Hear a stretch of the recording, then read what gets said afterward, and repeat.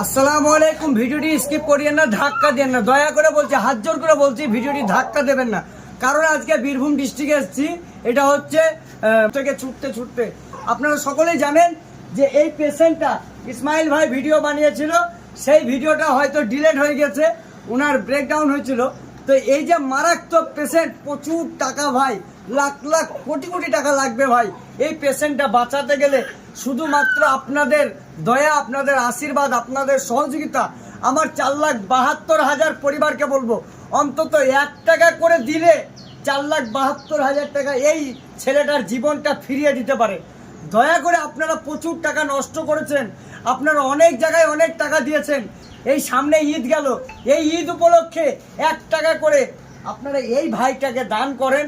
অন্তত ওনার স্ক্যানার থাকবে, PhonePe number থাকবে, আপনারা যারা দিতে পারবেন না প্রচুর পরিমাণে শেয়ার করবেন।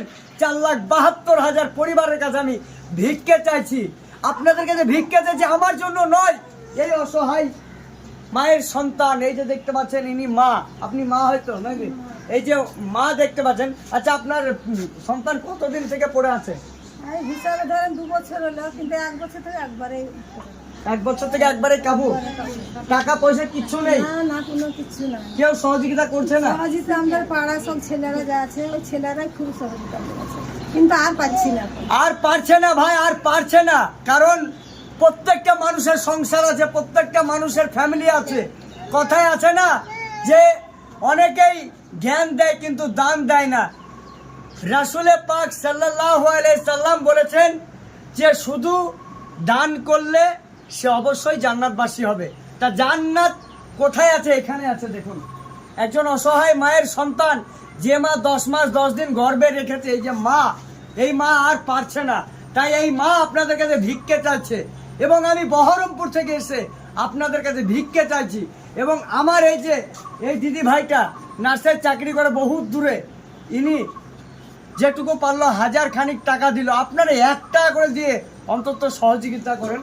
আমি এই 1000 টাকা মায়ের হাতে তুলে দিলাম, অন্তত আপনারাও এইভাবে সহযোগিতা করুন। হাত জোর করে বলছি, আপনারা প্রচুর টাকা নষ্ট করেছেন, একবার এই জায়গাটায় দান করুন। গোটা গ্রামের মানুষ দেখুন পাশে দাঁড়িয়ে আছে, গোটা গ্রামের মানুষ এই মানুষটার পাশে আছে। শুধু আপনাদের আশীর্বাদ, আপনাদের দয়ায় এই মানুষটার জীবনটা ফিরিয়ে দিতে পারে। হায়াত মত আল্লাহর হাতে, সবাই জানে। কিন্তু কিছু মানুষ পয়সার জন্য, চিকিৎসার জন্য দুনিয়া ছেড়ে আলো বাতাস একদম হারিয়ে ফেলে। তার ফ্যামিলি অন্ধকার জগতে বাস করছে, 2টো বাল বাচ্চা, এই যে দেখতে পাচ্ছেন মেয়ে, ছোট ছোট বাল বাচ্চা আছে।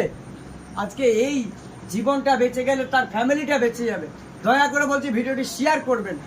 আসসালামু আলাইকুম, ভালো থাকবেন, সুস্থ থাকবেন, খুদা হাফিজ, আল্লাহ হাফিজ।